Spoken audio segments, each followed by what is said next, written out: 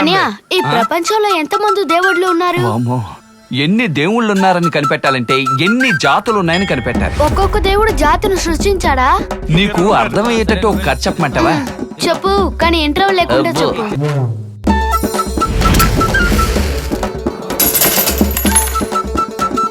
చూడు మావా, ఇంట్లో ఒకటి ఎలకే ఉంది, తగిలించిన క్యాలెండర్ లో కూడా ఆయన లేరు.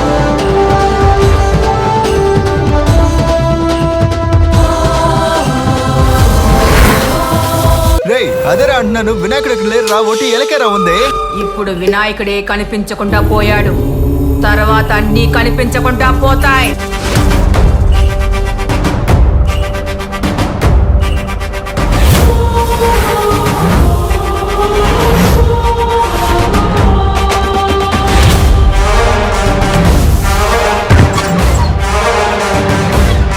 ఇకపైనే గణేష్ ఆట ప్రారంభం. ఏంటి ఇన్ని పక్షులు ఎగురుతున్నాయి? సునామీ గినామీ రాబోతుందా? ఎవరు నువ్వు? గణేశుడని. నా పేరు నీకెలా తెలుసు? రే, నా పేరేరా గణేష్.